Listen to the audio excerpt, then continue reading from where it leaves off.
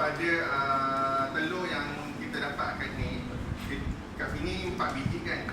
So kita kena kali dengan 16. Okey, tapi hari ni yang ni saya buat telur dia 8 biji. Sebab telur ni besar. Dia ada grade dia. Telur ni kalau untuk grade B memang dia kecil. Tapi yang ni saya beli yang A besar. So kita akan reducekan telur. Okey. Kalau tak faham tanya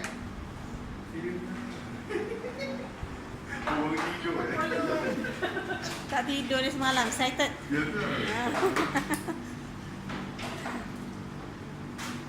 Tanya masak apa mah, buat apa mah. Tak pernah ada. Tak tidur dia semalam.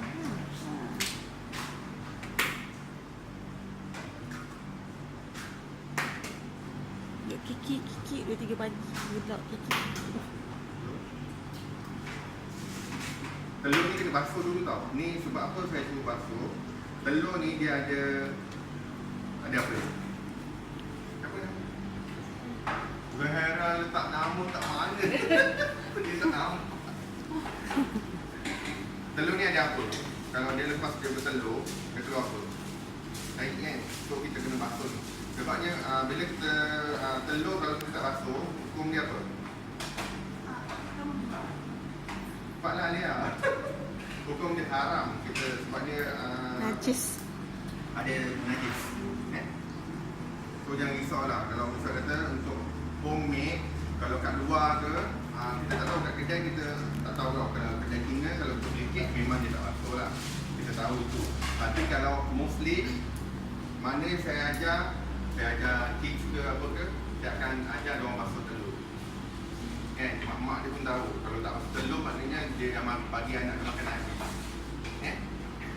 Adik tahu tak adik? Aish tahu kan?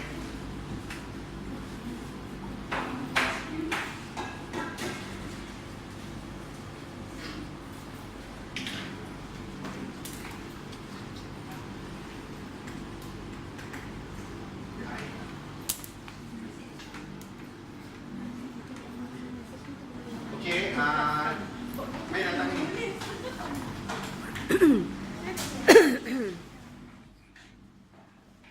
Untuk kilo ni, kemudian kita letak extra vanilla ni. Nama dia vanilla extract. Nama dia apa? Tak, nama ni.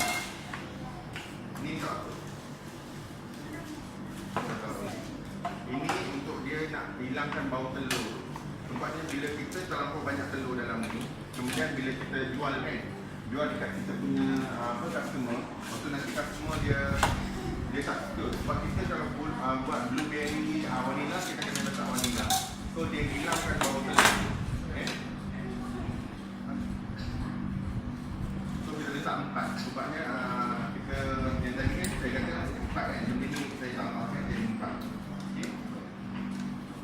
Lepas tu kita tambah air.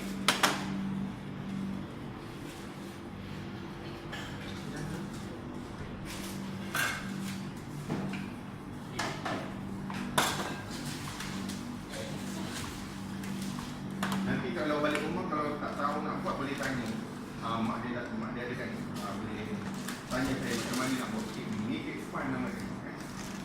Ada senang yang tak tahu. Ni tahu tak?